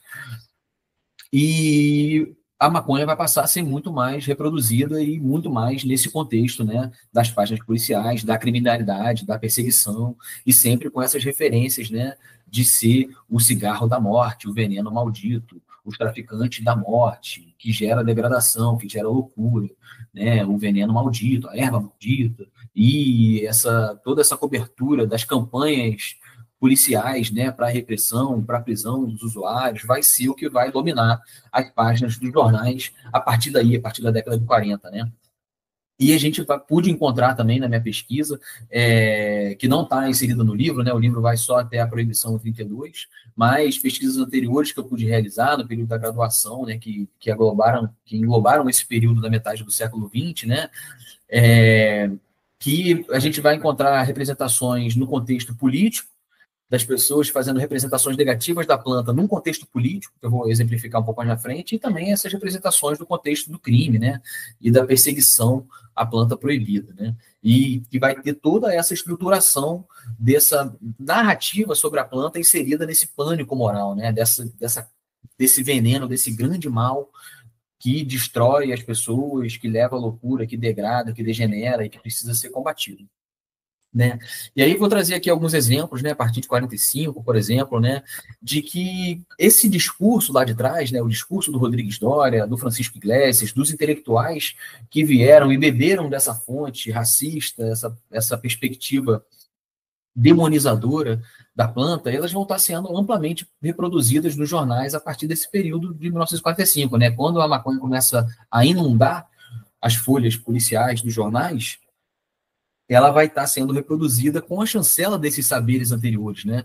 Então, elas vão impulsionar aí décadas de representações na imprensa da planta como um perigoso vegetal, um vício infernal, né? Que quem usa é um viciado, infeliz, louco, um imbecil, ensandecido, né? Um degenerado, que é afetada por transtornos, por desequilíbrios, que comete coisas horríveis, que mata, que se suicida, que gera coisas terríveis. Então, a gente vai ter essa representação quase sempre sensacionalista da planta nas páginas dos jornais a partir da década de 40 no Brasil. Outros exemplos aqui, né, mostrando um pouco isso, essa publicação de 1949 da revista Noite Ilustrada, que traz a manchete que é para ter muito cuidado com a nossa maconha, né? E que ela é uma tragédia social, que apenas um trago e um cigarro pode levar à ruína completa, e ele exemplifica aqui, por exemplo, os efeitos, né? Então ele diz que a pessoa passa a ter tonteira, que ela começa a fazer idiotices, que ela sente dores e fica dramática e sente uma sede infernal, e que o vício passa a matar todas as virtudes das pessoas, que elas começam a sentir uma sensação de morte, né, trata-se de um espetáculo triste, revoltante, que gera alucinação e um distúrbio terrível do espírito, e que o final da matéria vai dizer que o destino inevitável é a morte. A pessoa, no final das contas, quem começa com esse trago, que pensa que é nada demais, termina na ruína completa. Aqui outros exemplos, né, que é o caminho da loucura, que é uma desgraça, erva diabólica, da morte maldita, e aqui nesse registro que eu trago aqui de 52, ele traz até uma conexão com um preconceito religioso também, né, que traz a religião de matriz africana num contexto pejorativo e vai associar o uso da maconha com a prática religiosa da macumba, que ele se refere aqui como baixo espiritismo, coisa relacionada a charlatanice, bruxaria. Ele se refere à macumba como uma doida feitiçaria, e que essas pessoas que fazem o uso da planta dentro desse contexto são bisonhos, são cretinos, são ignorantes. Então, esse é o tipo de representação que eu estou trazendo para ilustrar para vocês aqui, de como que a planta passa a ser representada na metade do século XX em diante, né? A gente vai ter praticamente mais de meio século aí, da década de 40 até o final do século XX, desse discurso único, né, relacionado à maconha, né? Para a gente entender que o racismo no Brasil ele é tão poderoso, né? Ele foi tão poderoso que ele fez com que as representações positivas da planta, que eram conhecidas no século XIX, né, dos seus usos medicinais e terapêuticos e dos seus usos industriais, praticamente se apagassem, né? O estigma em cima do uso da planta através da população negra foi tão poderoso que impediu que as suas propriedades, que eram vistas como boas, né, por essa sociedade racista, pudesse prevalecer, né? Então, aqui alguns outros exemplos, né? Acho que eu não preciso ficar lendo aqui, mais ou menos, para ilustrar isso que eu já estou trazendo, né? De que essas representações da erva da morte. Inclusive essa daqui é interessante eu falar, essa aqui da direita, da Noite Ilustrada de 1948, porque é uma notícia que fala sobre uma decisão da justiça de que determinou, né, de que fumar maconha não era crime. Isso em 1948, olha que interessante, né? Então o juiz não condenou o usuário de maconha naquele período porque entendia que ser usuário não era crime, que o crime era comercializar. E aí o jornal publica uma nota totalmente revoltada, né, dizendo que a justiça estimula o vício, né, o uso da maconha, o uso da droga e tal, e que era uma afronta às forças policiais desse período, e a nota traz a opinião do comissário Dalton, que era o delegado de polícia envolvido no caso, que prendeu a pessoa que estava sendo absolvida pela justiça, né, por ser usuário. E aí o comissário Dalton diz que o viciado é um perigo para a sociedade porque o toxicômano, né, o dependente, ele tem a ânsia do contágio como portador de certas doenças. Então, o usuário de maconha ele é contagioso. Então, por isso, ele precisa ser segregado da sociedade. Ele é um elemento inútil que deve ser segregado. A sua segregação representa uma possibilidade a menos de continuar se intoxicando. A manutenção dele na prisão dá a possibilidade dele se recuperar, sendo ele um quase ex-humano, um delinquente potencial que pode cometer qualquer crime a qualquer momento. Então, o discurso do delegado de polícia naquele momento, confrontando a decisão judicial, é de desumanizar o usuário de maconha, dizendo que ele tem que ser afastado da sociedade porque ele é contagioso, né? Porque a sua prática, que é condenada moralmente, é contagiosa. Olha que doideira, né? Então, é esse tipo de discurso que vai prevalecer, né? E essa associação da planta com a criminalidade, né, como um fator de criminalidade, que as pessoas que usam passam a cometer crimes, né, e a imprensa vai estar documentando esse esforço das forças policiais, das forças da Comissão Nacional de Entorpecente de combater esse crime, de combater esses traficantes da morte, né, e sempre capitaneados aí por essas forças institucionais aí da Comissão Nacional de Fiscalização de Entorpecentes, desses médicos que estão se especializando na toxicomania, né, e que estão capitaneando esse discurso moralista, esse discurso que condena, que demoniza a planta e associa ela à prática dos crimes, né. Aqui, ó, uma matéria de 55 no Tribuna da Imprensa do Jornal do Rio de Janeiro, dizendo que 70% dos assaltos e dos assassinatos são praticados por indivíduos sob a ação da maconha. Então, esse tipo de narrativa circulou de forma abrangente, né, e se tornou uma verdade incontestável durante muito, muito tempo, né? E aqui exemplos dessa representação da planta nos contextos políticos dos jornais, né, nas páginas políticas, não só nas páginas policiais. E é interessante a gente perceber que, nesse contexto, né, da ação política, ou elas estão aparecendo ali como propaganda do Estado, né, do governo, desses esforços do governo de combater essa praga, esse mal, ou são notas que estão criticando o poder público, né, por não serem eficientes, por não tomarem as medidas necessárias para acabar com esse terrível mal, né? Então, tem muita aparição nos contextos políticos, ou de exaltação das políticas repressivas, ou de cobrança para que as políticas repressivas passem a se fazer valer, né?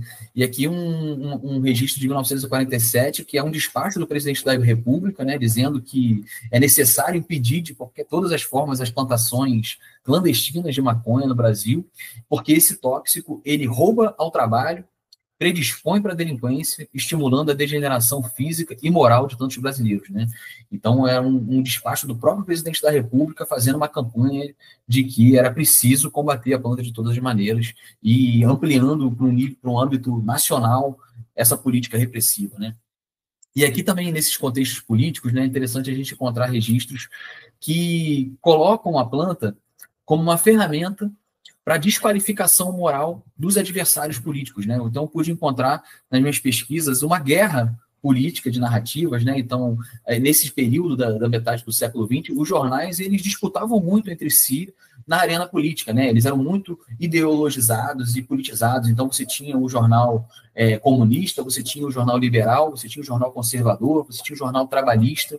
E uma coisa interessante é que, mesmo eles sendo grandes rivais na esfera política e ideológica, nesse campo da recriminação, né, da discriminação, da demonização da maconha, todos eles unificavam o discurso, né? Então não tinha diferenciação, todos eles eram a favor da repressão e tinham, chancelavam esse olhar de que a planta deveria ser proibida, deveria ser perseguida, né?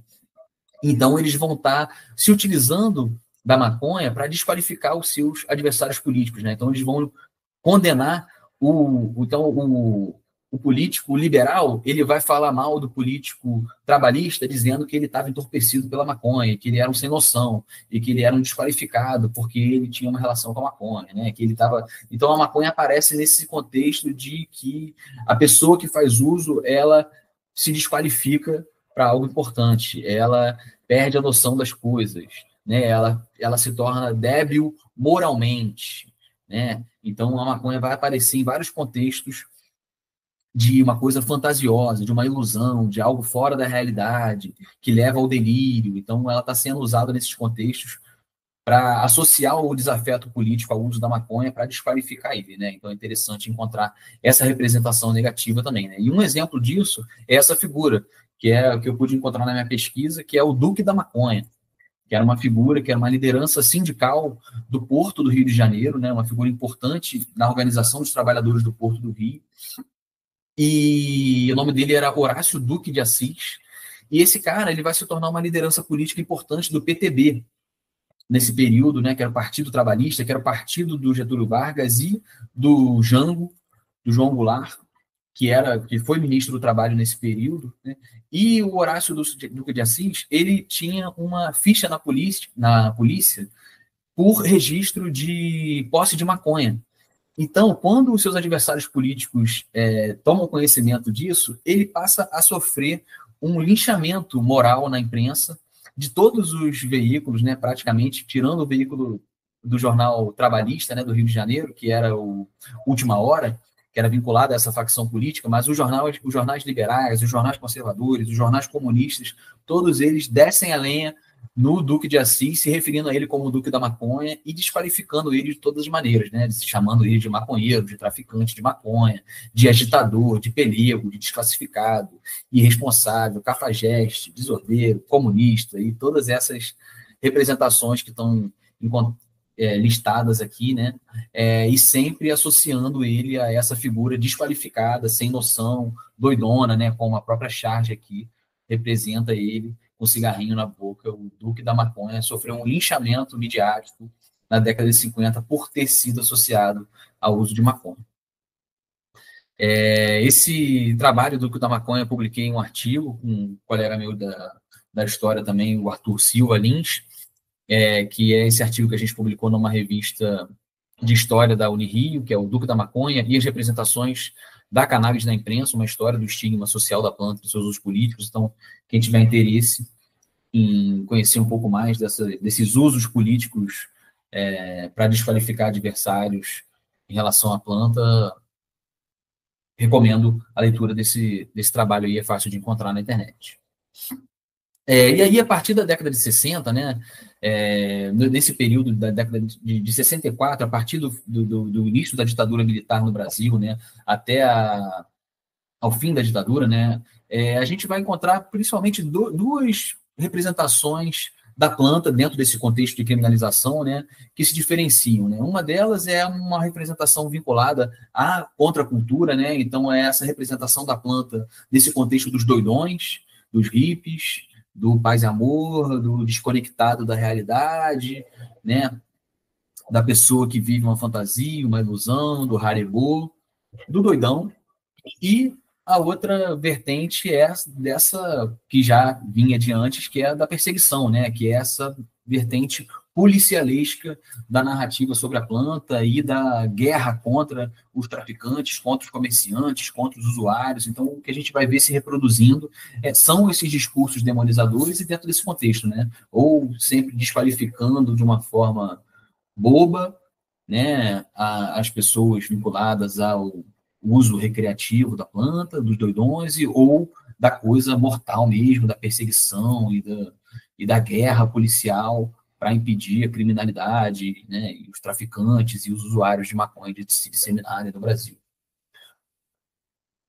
E muito vai se sofisticar, né, desse pânico moral, dessa narrativa em torno desse pânico moral em torno da planta, vai estar muito vinculada à figura do subversivo, né, desse comunista, dessa figura que já era um inimigo interno, que estava sendo perseguido pelas forças policiais da ditadura, né, e uma coisa, um registro interessante aqui, né, para a gente ter noção da falta de responsabilidade, né, do período, na forma de se representar a planta nos impressos, é esse registro aqui de 76 do Diário de Pernambuco, que fala que a maconha e o haxixe podiam causar infertilidade na mulher, atrofia cerebral, sensações paranoides, desorientação, pânico e depressão. Existem casos de suicídio e de promiscuidade sexual acentuada, até atingir ocorrências de pederastia.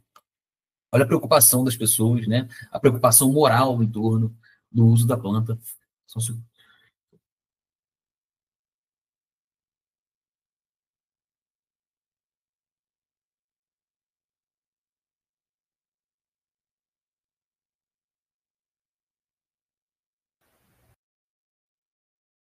Bom, desculpa, a gente tem que parar aqui e pausar para espirrar. Estava lutando contra esse espirro aqui há bastante tempo. Chegou uma hora que não deu mais. Mas voltando então, né? Olha a preocupação em torno da moral, né? Então, assim, isso, você utilizar a maconha, os seus efeitos podiam te gerar promiscuidade sexual acentuada. Você podia se tornar um pederasta se você fizesse uso da planta, né? As mulheres poderiam se tornar inférteis. Então, esse tipo de discurso era reproduzido e naturalizado, né? E a gente naturalizou. Quantas gerações não se impregnaram com esse discurso e até hoje reproduzem esse tipo de informação, né? E isso chancelado por um saber da imprensa, que era muito diferente da contestação que a gente faz do que circula na imprensa hoje, né? Durante décadas, o que circulava na imprensa tinha um atestado de verdade, né? As pessoas levavam a sério, né? E se baseavam os seus entendimentos sobre os acontecimentos do cotidiano através do que circulava nos jornais, das informações que circulavam nos jornais, né? E aí, a partir da década de 80, né, com o final da ditadura, selecionei aqui algumas passagens que tiveram destaque da planta na imprensa, né, nacional, que tiveram repercussão nacional em torno da maconha, né? Uma delas foi esse acontecimento do Verão da Lata, né, que aconteceu na década de 80 nas praias do Rio de Janeiro, de São Paulo, litoral do sudeste do Brasil, né, que é o caso do navio nomeado Solana Star, de bandeira do Panamá, que, ao ser alvo de uma fiscalização, né, por temer a fiscalização da aduana brasileira, da Marinha brasileira, lançaram no mar milhares de latas de maconha, repletas de maconha de primeiríssima qualidade, que vieram boiando até o litoral brasileiro, né, e que fizeram história aí com o histórico Verão da Lata, né, que teve literalmente uma corrida de surfistas, de praianos, maconheiros, policiais, da sociedade como um todo em torno de capturar essas latas, né? E uma força-tarefa que lotaram várias cidades do litoral do Rio de Janeiro, de São Paulo, em busca dessas latas. Tem inúmeras histórias sobre. Tem documentário, tem livro, né? E teve muito registro nos jornais nesse período dessa história que virou um folclore, né? Que acabou transformando, como diz aqui a matéria, né? O litoral numa grande gincana, né? Que a única tarefa era encontrar a maconha enlatada, né? Quem encontrava primeiro, né? Os usuários ou os policiais. Um outro acontecimento que também trouxe uma repercussão geral sobre a planta no final da década do século XX, né, década de 90 no Brasil, foram os apitaços que rolaram na praia, principalmente na praia de Ipanema, no Rio de Janeiro, que era um mecanismo desenvolvido pelos maconheiros da praia para driblar a fiscalização, né? Então, eles adotaram um apito para avisar a maconheirada da praia que a fiscalização estava chegando. Então, quando a polícia chegava na praia, a galera começava a apitar e ninguém dava bandeira, todo mundo escondia o flagrante. E isso teve uma repercussão nacional, porque começaram a questionar os apitos, né, os apitaços, então começaram a proibir os apitos, e a repressão se tornou muito maior, né? Os políticos conservadores criaram uma política municipal para uma força-tarefa para praia sem maconha e assinou acordo para fazer um combate às drogas na praia, e isso gerou um debate nacional. O Gabeira teve uma visibilidade muito grande nessa época, porque promoveu debates que, inclusive, envolveram o prefeito, depois envolveram o governador, e envolveram, inclusive, o presidente da República, para vocês entenderem a dimensão que se tornou o debate, né? E passou a ter debates públicos, debates na Câmara de Vereadores da cidade, né? E entendimento de liberdade de expressão e de campanhas contra e a favor do uso na praia. Então, foi um acontecimento que gerou uma grande repercussão midiática também nesse período. E também, ainda na década de 90, né, início dos anos 2000, a gente vai ter o acontecimento da prisão da banda Planet Hemp, né, que vai ter uma repercussão midiática muito grande, né? A imprensa vai acompanhar todo o processo de prisão deles. Eles foram presos num show, durante um concerto, durante um show realizado em Brasília, e saíram do palco do show presos, né, por apologia às drogas, e isso gerou um debate muito grande na sociedade sobre liberdade de expressão, né? Mais do que a liberdade de consumo de drogas, a liberdade de poder falar sobre o consumo de drogas e falar sobre drogas, né? E esse debate se tornou nacional também, né? Como falei, todo o período da prisão, da tentativa de libertação deles, foi documentado na imprensa, né? Foi acompanhado de perto pela imprensa e gerou esse debate nacional sobre se essa prisão era justa ou não era, e nacionalizou um debate sobre a liberdade de expressão, que foi contribuir muito para anos mais na frente para vitória no STF da Marcha da Maconha, né? Então, a gente vai ter o Planet Hemp nessa década de 90 como esse grande ativismo cultural que acontece no Brasil, né? A partir de um âmbito cultural, de uma banda que trazia nas suas letras um discurso de empoderamento do usuário, né? De um discurso de que o usuário não era criminoso, que era direito da pessoa poder fazer uso do que ela quisesse, de que a maconha não fazia mal, né? E que uma erva natural não podia te prejudicar, e que isso teve um alcance muito grande, né? Impactou muito a juventude daquele período, vendeu milhares de cópias e introduziu, letrou muitas pessoas num discurso de empoderamento, né? E de questionamento da legislação, né? E de afirmação de ser usuário, de não ser um criminoso por fazer uso da planta, né? E isso ajudou muito a construir esse movimento antiproibicionista pela maconha que a gente vai começar a ter no Brasil a partir da virada do século XXI, né?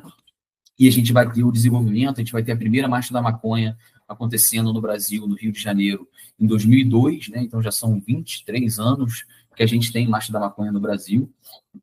E a gente veio vendo de lá para cá o crescimento desse movimento social, né? Desse evento anual, e de poucas capitais passou a ser nacional, né? Então a gente tem a grande maioria das capitais brasileiras e muitas cidades já do interior realizando suas marchas da maconha anualmente, né? A gente vai ter essa vitória da Marcha da Maconha no STF em 2011, né? Um julgamento que legalizou, vamos dizer assim, as marchas da maconha, né? Que permitiu que as marchas da maconha não fossem proibidas, né? Que chancelou como um movimento social legítimo que pede uma mudança na legislação, né? E está dentro do discurso de liberdade de expressão, de liberdade de manifestação do pensamento, e isso porque também as marchas da maconha sofreram muita repressão nos primeiros anos, né?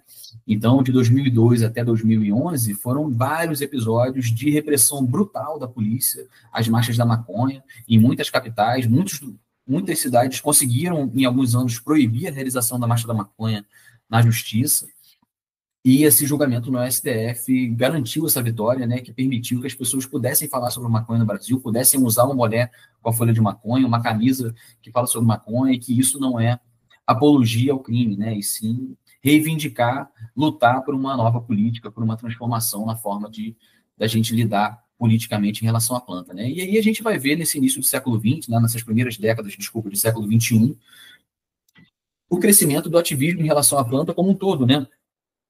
Esse movimento das marchas da maconha, inicialmente, ele é puxado pelos cultivadores, né, pelos growers, né, que depois vão ter o reforço de militantes mais políticos, vamos dizer assim, e depois vão chegar os militantes da causa medicinal e os militantes que estão inseridos no campo do jurídico, né, e no campo da política, e no campo das pesquisas. Então, todos esses setores do ativismo canábico, do ativismo antiproibicionista no Brasil, passaram a se desenvolver de forma mais ampla, de forma mais consolidada nessas últimas 2 décadas aí do século XXI, né? E a gente vai ter essas redes, os fóruns na internet, a gente vai ter as associações de pacientes sendo criadas, as ferramentas jurídicas para demandar o direito ao acesso a cannabis na justiça, a gente vai ter o surgimento de entidades, né, do terceiro setor, organizações sociais que vão estar atuando, fazendo um advocacy, atuando politicamente, institucionalmente, nos conselhos municipais, estaduais, federais de drogas, para disputar a política de drogas no Brasil, né? A gente vai ter cada vez mais a criação de grupos e novos grupos de pesquisa, né, nas universidades, fazendo pesquisas sobre essa temática, com a planta ou sobre a planta, nas diversas áreas de conhecimento, né? E mais do que isso, a gente vai ter também mudanças pelo mundo, né? Assim como a gente falou sobre aquela mudança de paradigma lá na virada do século XIX para o século XX, né, que foi aquela mudança do paradigma proibicionista, né, aquele movimento intelectual e político para fazer valer a proibição, né, a gente está vivendo nesse momento de virada do século XX para o XXI, essas mudanças de paradigma pelo mundo, com vários países descriminalizando ou legalizando a maconha, né, então novas experiências de se relacionar politicamente com a produção, comércio e consumo da maconha pelo mundo. Então, a gente está vivendo esse contexto histórico, né? E aí, trazendo um pouco para a repercussão midiática disso, né? Um exemplo que eu gosto de trazer é como que a imprensa foi se referenciando foi representando o movimento da Marcha da Maconha, por exemplo, com esse passar de anos, né? Porque, inicialmente, a Marcha da Maconha estava muito em torno dessa coisa dela ser proibida, de ser um alvo de repressão constante e também muito referenciada nesse lugar de desqualificação a turma da fumaça, impedindo a turma da fumaça de fazer sua passeata, chegaram os doidões do Fumacê para fazer a Marcha da Maconha, né? Inicialmente, o discurso passava por esse lugar, né, de uma desqualificação dessa reivindicação política, enquanto que hoje o discurso já está mais voltado para enaltecer os gritos de guerra, vamos dizer assim, né? Enaltecer que é um ato de desobediência civil, que está desafiando o conservadorismo do Congresso, que é contra a guerra às drogas, as vítimas que são geradas pela política de guerra às drogas, né? O debate racial, o debate de classe, o debate de gênero que passam em torno da discussão em torno da proibição da maconha. Então, a própria forma da imprensa retratar esse movimento ganhou seriedade, ganhou mais legitimidade com o passar dos anos, né? E a gente vai ter essa mudança tecnológica também, né? Então, no século XXI, a gente vai ter o desenvolvimento da internet, né? Esse lado da comunicação digital, onde a gente vai começar a ter essas novas narrativas surgindo, né? A gente vai ter primeiro o surgimento dos blogs, depois dos portais de notícias, depois vieram as redes sociais, e depois veio o YouTube. E em todas essas ondas a gente teve criadores de conteúdo aparecendo, né, criando projetos que vieram falar de maconha, né? Então, inicialmente a gente teve o Grow Room, que foi um grande fórum de cultivadores, né, que reuniu muitos dos cultivadores que tomaram iniciativas que ajudaram a desenvolver essa nossa história nas últimas décadas, né? Então, o Grow, depois veio o Rempadão, que foi um blog de notícias também pioneiro de falar sobre o outro aspecto da maconha, né? Esse aspecto mais do uso social da maconha. Então, é como se a maconheirada estivesse passando a ter voz e encontrando, produzindo, criando canais de comunicação, né? De veículos especializados em maconha, o Rempadão, o Grow, o Smoke Buddies, o Jornal da Maconha, o Marihuana, o Molusco, o Anabrisa, o Tomazini, foram influenciadores, foram produtores de conteúdo digital que se lançaram, botaram a cara aí nesses primeiros anos de internet no Brasil, produzindo conteúdo informativo sobre a cannabis, né, e criando um diálogo nas redes sobre essa temática. Nesse período, a partir da década de 2010, né, a gente vai ter o lançamento de filmes, documentários que, de alguma forma, tiveram repercussão nacional também e furaram um pouco a bolha, né, e que geraram um burburinho, algum debate na sociedade. Elenquei aqui 3 para ilustrar, né? Um foi o Cortina de Fumaça, de 2019, do Rodrigo McNiven, que foi um dos primeiros documentários, né, trazendo um debate atual sobre a política de drogas e a descriminalização e a possibilidade de uma legalização da maconha e suas consequências, os efeitos, dialogando com especialistas. Foi um filme que teve um impacto muito interessante para a militância, né, e também para as pessoas interessadas no tema. Depois veio o filme Quebrando o Tabu, que também teve um alcance muito grande, a participação do ex-presidente Fernando Henrique Cardoso, produzido pelo irmão do Luciano Huck, então conseguiu ter um alcance midiático bem grande, que gerou um debate amplo na sociedade. E mais à frente um pouco a gente vai ter o filme, o documentário Ilegal, né, que também foi um marco para trazer, introduzir o debate da cannabis medicinal, né, para uso medicinal no Brasil, e que teve uma grande repercussão e foi parar no Fantástico, e o caso da história, né, da criança, da história do filme, né, das mães que estavam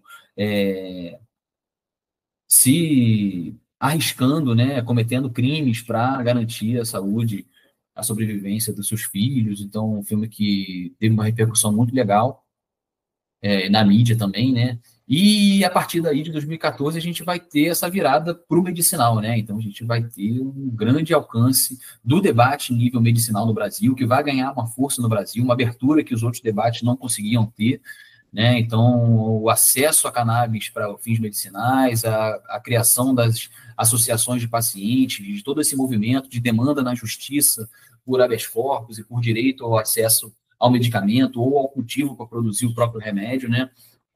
Foi algo que vem sendo até o momento, né, muito repercutido por todos os veículos de imprensa, por muitas revistas, né? Agora a gente não tem mais essas revistas, mas enquanto a gente ainda tinha revistas circulando, né, quase todas as principais revistas fizeram reportagens especiais sobre a cannabis e as possibilidades do avanço da cannabis para fins medicinais no Brasil, né?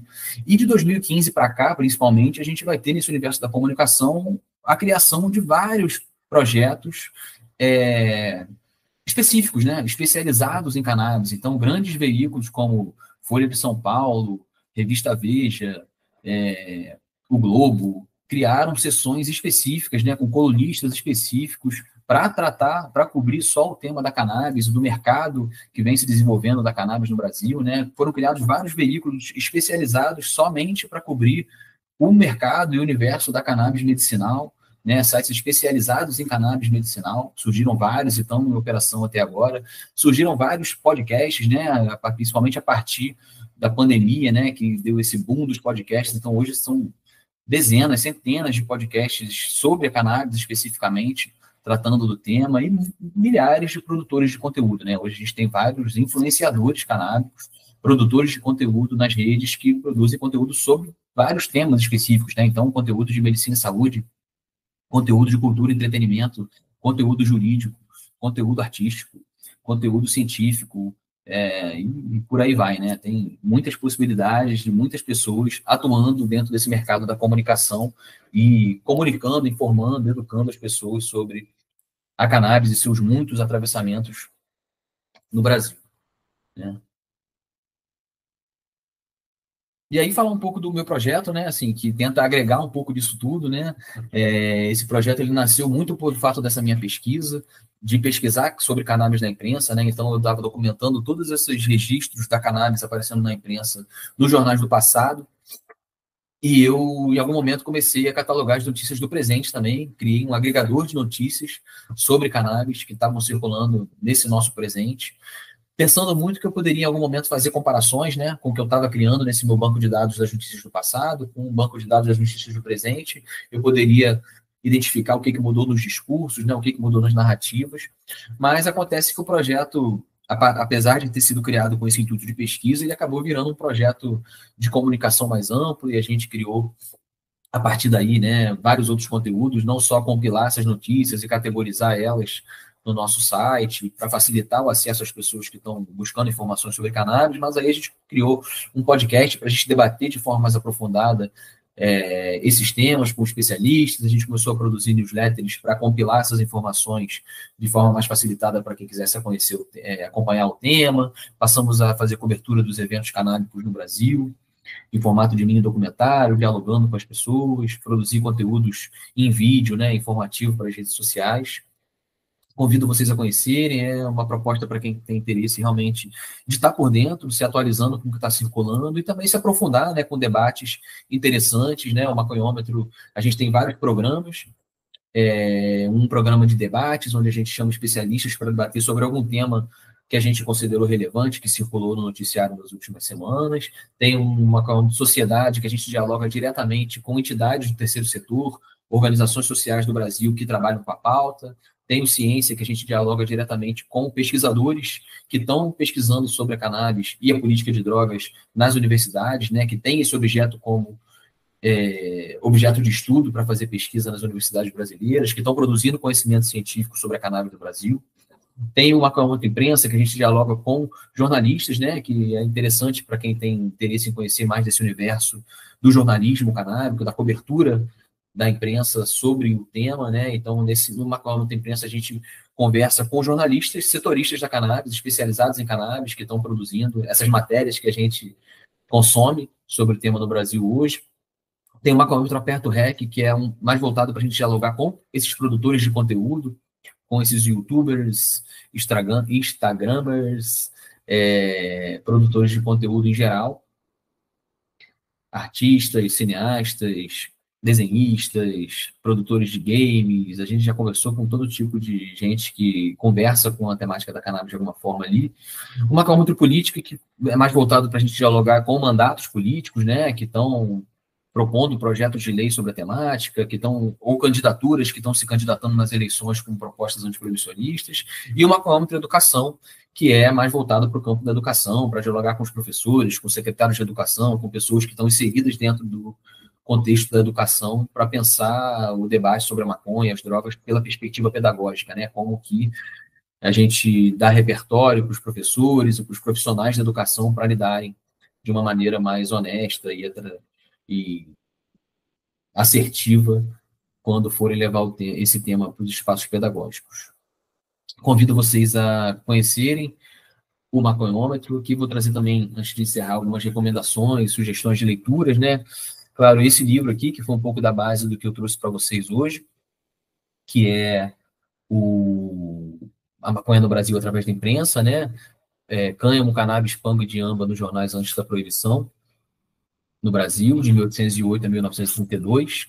Eu recomendo também o livro da Luísa Saad, que é uma colega historiadora, que tem esse livro que chama Fumo de Negro, a criminalização da maconha no pós-abolição, que é muito interessante para a gente entender de forma mais ampla esse caráter racista da proibição no Brasil, né? Esse período pré-proibição que foi impregnado por essa mentalidade racista desses intelectuais nesse período, que eu trouxe para vocês.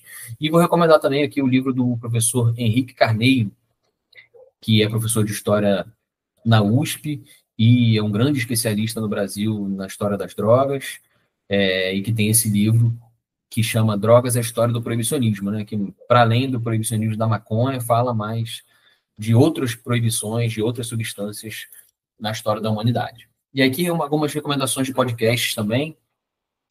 Vou deixar aqui, vou falar só sobre um aqui mais especificamente, que é o Porta de Saída, que é um podcast muito interessante, científico, né? Organizado por um pessoal muito legal lá da Unicamp, que traz uma perspectiva acadêmica e científica para tratar diversos temas importantes da cannabis e muitos outros aí, você entrando lá no Spotify, no seu agregador de podcast favorito aí, buscando aí, você vai encontrar. E você lá no nosso site, no cannabismonitor.com.br, você pode encontrar também uma recomendação enorme lá, uma curadoria enorme de podcasts, de livros e filmes sobre documentários sobre cannabis, para quem quer adquirir mais repertório sobre o tema.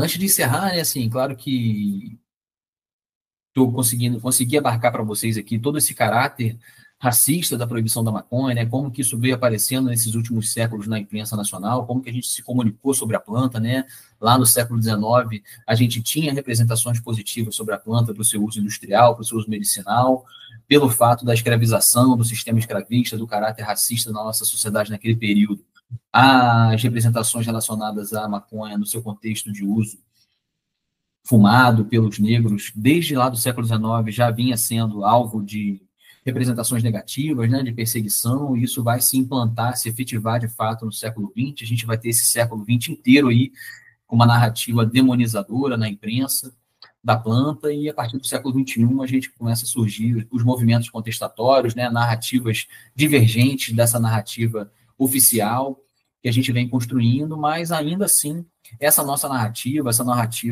antiproibicionista, essa narrativa que busca uma comunicação mais honesta sobre a planta, seus efeitos, e suas possibilidades, ela ainda é uma narrativa contra-hegemônica, né? A narrativa que demoniza, que criminaliza, ainda se faz muito presente, apesar de todos esses avanços, mas a planta, né, e seus usuários, e as pessoas que estão inseridas nesse contexto ainda são alvos de preconceito, de estigma, de marginalização, e ainda é um desafio muito grande a gente reverter, né, essa mentalidade demonizadora, esse pânico moral todo que foi criado em torno da planta, né? As redações ainda são muito conservadoras para trabalhar com o tema, né? As próprias plataformas digitais restringem o alcance desse tipo de conteúdo, né? Então, a gente ainda tem muita dificuldade para comunicar de forma honesta sobre a planta no Brasil hoje, para educar as pessoas, a reverter essa mentalidade proibicionista muito impregnada, né, na nossa cultura. Mas é importante a gente trabalhar nessa educação midiática, né? E a gente consiga educar as pessoas, os jornalistas, as redações, para que tenham mais responsabilidade quando forem informar sobre essa planta, para terem mais cuidado e que a gente possa advogar por uma comunicação que preze pela autonomia dos sujeitos, né? Pelo cuidado, pela redução de danos e pela gestão dos riscos e dos prazeres inseridos dentro do contexto do uso de drogas em geral, né? E uma analogia que eu faço, né? Uma provocação que eu faço, é que lá no século XIX, né, a imprensa do século XIX, a gente teve um movimento de uma imprensa abolicionista naquele período, né, que foram vários veículos de imprensa que eram assumidamente abolicionistas da escravidão e que se empenharam numa comunicação abolicionista, se empenharam em mudar, através da sua comunicação, a mentalidade das pessoas, para que as pessoas passassem a ter nojo, para que as pessoas passassem a ter ojeriza do sistema escravista, né? E se convencessem de que era necessária uma mudança do sistema político, né? De que a escravidão não era mais aceitável naquele período, né? E da mesma forma, eu acho que a gente tem que militar e advogar por uma comunicação antiproibicionista hoje, né? E que a gente possa convencer as pessoas de que a proibição da cannabis, que a proibição das drogas, no geral, são muito mais danosas e muito mais problemáticas para a nossa sociedade do que as substâncias em si, né? E que a gente possa proibir, que a gente possa educar as pessoas a entenderem, a passarem a ter uma mentalidade, um olhar antiproibicionista, né? Acho que se a gente fosse pensar uma lista de 100 caminhos, maneiras, possibilidades para a gente lidar com o tema das drogas, acho que proibir, prender, perseguir, desumanizar as pessoas que se relacionam com elas deveria ser a última ponto da lista, né? Mas, infelizmente, é o primeiro há mais de um século no nosso país e quase todo mundo, né? Então, que a gente possa contribuir aí para a formação de novos comunicadores antiproibicionistas, projetos de comunicação antiproibicionistas, convencer as pessoas de que existem outras possibilidades e formas mais inteligentes da gente lidar com a planta. E é isso, gente. Já estou perdendo a minha voz aqui. Queria agradecer mais uma vez a oportunidade de poder estar dividindo esse conhecimento com vocês aqui, que eu venho adquirindo nos últimos anos, pesquisando sobre esse tema. Me coloco à disposição. Certamente tinha muitas coisas que eu gostaria de ter falado aqui, ter dividido com vocês e que me fugiram aqui, também não deu tempo da gente falar sobre tudo, mas me coloco à disposição para quem quiser trocar umas ideias mais a fundo, quem tiver interesse no livro também. Então, jogando aí Gustavo J. Semaia, vocês conseguem me encontrar nas redes sociais. E meu e-mail é gustavojsemaia@gmail.com. Estou à disposição de vocês aí mais uma vez. Vida longa ao curso de cannabis da Unifesp, do Padre Ticão, da Movrecam. E vamos em frente. Um abraço.